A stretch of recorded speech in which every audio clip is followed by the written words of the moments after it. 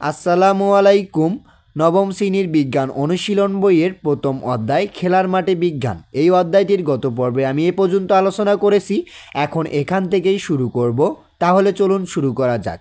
তৃতীয় ও চতুর্থ সেশন। তৃতীয় ও চতুর্থ সেশনের এখানের এই বিষয়গুলো রয়েছে, এই বিষয়গুলো পড়বা। পড়ার পরে এখানে একটি কাজ রয়েছে, কাজটি আমি আর পড়তেছি না, সরাসরি উত্তরটির কাছে আসতেছি, কারণ এটি পড়তে গেলে অনেক সময় লাগবে। তাই আমি এখানে শুধু উত্তরটি প্রদান করতেছি। উত্তর: বস্তুর ভরবেগের পরিবর্তনের হারের কারণে বিভিন্ন ভরের বস্তুকে একই রকম জোরে ছুঁড়ে মারলে সেগুলো একই দূরত্বে গিয়ে পড়বে না। অর্থাৎ যার ভর বেশি হবে তার বেগ কম হবে এবং ভর কম হলে বেগ বেশি হবে। যে বস্তুর বেগ কম হবে সেটি কম দূরত্ব অতিক্রম করবে এবং যে বস্তুর বেগ বেশি হবে সেটি বেশি দূরত্ব অতিক্রম করবে। এভাবে এখানে এই কাজটির উত্তর লিখে রাখবা। এরপরে নিচের এই বিষয়গুলো পড়বা। পড়ার পরে এখানে একটি বিষয় রয়েছে, আমি এটি পড়তেছি। এখন তোমাদের মনে প্রশ্ন আসতে পারে, ভর এবং বেগের মানের গুণফল হিসাব করে যদি কাজ চলে যায় তাহলে ভরবেগ নামক আলাদা একটা রাশির কি প্রয়োজন? এই বিষয়টি ভালো করে বুঝে নেওয়ার জন্য তোমাদের অনুসন্ধানী পাঠ বই থেকে ভরবেগের ধারণা অংশটুকু নিজেরা ভালো করে পড়ে নাও। পড়া হয়ে গেলে বন্ধুদের সাথে আলোচনা করে দেখো। ভর এবং বেগের গুণফল দিয়ে যে সব সময় হিসাব করা সম্ভব হয় না, তা কি বুঝতে পেরেছো? এখন এখানে যা লিখতে হবে তোমার ব্যাখ্যা নিচের ফাঁকা জায়গায় লিখে রাখো। এখানে বলা হয়েছে ভর আর বেগ দুটোই আলাদা জিনিস, এটার গুণফলই হচ্ছে কি ভরবেগ। তাহলে ভর আর বেগ দিয়ে যদি সব কিছু করা যায় তাহলে কি ভরবেগের প্রয়োজন?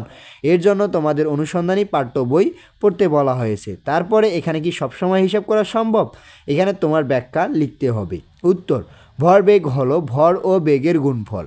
এই সমীকরণ অনুসারে বস্তুর ভর বা বস্তুর বেগ যে কোনো একটি শূন্য হলে ভরবেগ শূন্য হবে, কিন্তু কোনো বস্তুর বেগ যদি আলোর বেগের কাছাকাছি হয় তখন ভরবেগ শুধুমাত্র ভর ও বেগের গুণফল নয়।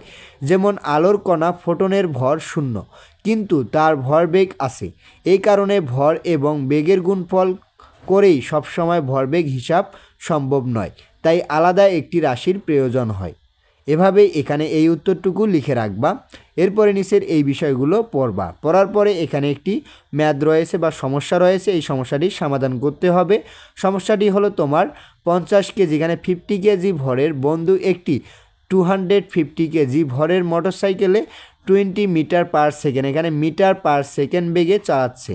তুমি কি ভরবেগ বের করতে পারবে?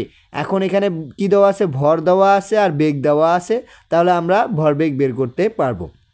এখন সমস্যাটি সমাধান করার জন্য একটি ঘর রয়েছে সমাধান। তাহলে আমরা জানি তার আগে কি করতে হবে, এখানে আসতে হবে। এখানে তোমার বন্ধুর ভর, এখানে তোমার বন্ধুর ভর হচ্ছে যে 50 কেজি, তারপরে মোটরসাইকেলের ভর হচ্ছে যে 250 কেজি।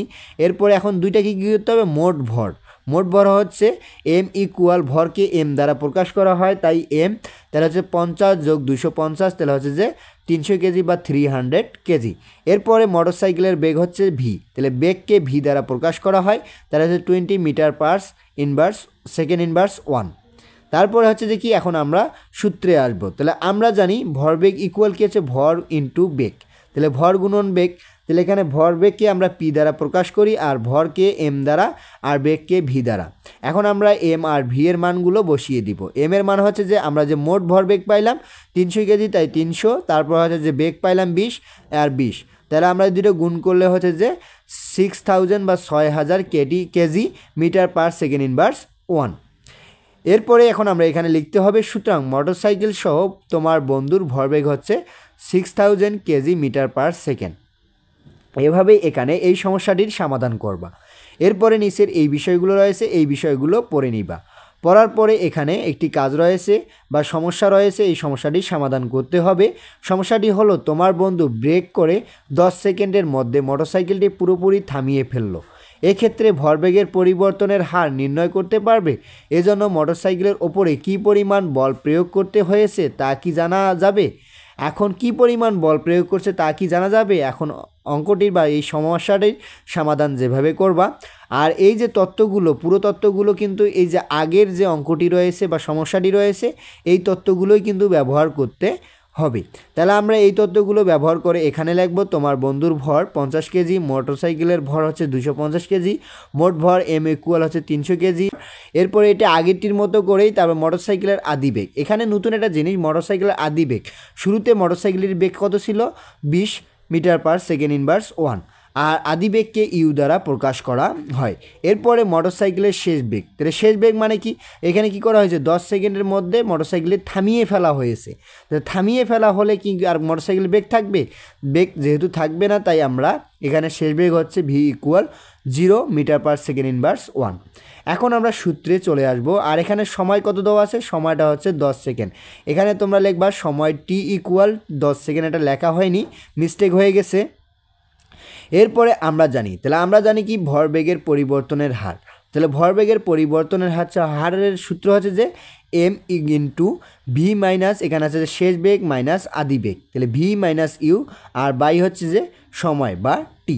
এখন আমরা এখানে এই মানগুলো বসিয়ে দিব। তাহলে এম হচ্ছে 300 গুণন, আর ভি হচ্ছে 0, আর ইউ হচ্ছে 20, আর হচ্ছে যে এখানে 10, মানে সময়টা এখানে মিস্টেক হয়ে গেছে। সময় টি ইকুয়াল হবে 10 সেকেন্ড। তাহলে এখানে 10 সেকেন্ড বসিয়ে দিবা। এটা ক্যালকুলেশন করলে কি হয়? -600 kg metre per second inverse 2। এখন এখানে যা লিখবা, নিউটনের দ্বিতীয় সূত্র অনুসারে কি?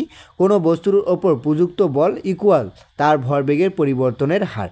তাহলে প্রযুক্ত বল আর ভরবেগের পরিবর্তনের হার হচ্ছে কি? সমান। তাই এখানে প্রযুক্ত বলের পরিমাণও হচ্ছে যে ইকুয়াল -600 নিউটন। এরপরে সুতরাং মোটরসাইকেলটি থামাতে এর ওপরে 600 নিউটন বা 600 নিউটন বল প্রয়োগ করতে হয়েছে। উল্লেখ্য, এখানে ঋণাত্মক চিহ্ন মোটরসাইকেলটির মন্দন নির্দেশ করে। এভাবেই এখানে এই সমস্যাটির সমাধান করবা। এরপরে নিচের এই বিষয়গুলো পড়বা। পড়ার পরে এখানে 4টি মৌলিক বলের কথা বলা হয়েছে। এই মৌলিক বলগুলো অনুসন্ধানী বই থেকে পড়ে নিবা। পড়ে নেওয়ার পরে অপর পৃষ্ঠায় একটি ছক রয়েছে, আমি সরাসরি এই ছকটিতে চলে আসতেছি। ছকটির এখানে বলা হয়েছে মৌলিক বলের নাম, তারপর হচ্ছে কি সবল থেকে দুর্বল, আর পাল্লা বেশি থেকে কম। তাহলে সবল থেকে দুর্বলগুলো আমাদের লিখতে হবে। প্রথমে সবল নিউক্লিয় বল হচ্ছে কি? সবল নিউক্লিয় বল। এর থেকে একটু দুর্বল হচ্ছে তড়িৎ চৌম্বকীয় বল। এর থেকে একটু দুর্বল হচ্ছে দুর্বল নিউক্লিয় বল। এর থেকেও একটু দুর্বল হচ্ছে যে মহাকর্ষ বল। এখন পাল্লার দিক থেকে বেশি থেকে কম, তাহলে পাল্লা বেশি থেকে কমের এখানে প্রথমে মহাকর্ষ বলের পাল্লা বেশি, তারপরে কম হচ্ছে তড়িৎ চৌম্বকীয় বলের পাল্লা কম একটু, তারপরে তড়িৎ চৌম্বকের বলের পাল্লার চেয়ে একটু কম হচ্ছে সবল নিউক্লিয় বল, এর চেয়ে একটু কম হচ্ছে দুর্বল নিউক্লিয় বল। এভাবে এখানে এই ছকটির উত্তর করবা। তাহলে আজকে এ পর্যন্তই। এর পরবর্তী ভিডিওতে আমি এর পরের দেওয়া কাজগুলোর উত্তর নিয়ে আলোচনা করব। ধন্যবাদ সবাইকে এতক্ষণ সঙ্গে থাকার জন্য। ভিডিওটি ভালো লাগলে লাইক এবং সাবস্ক্রাইব করবেন।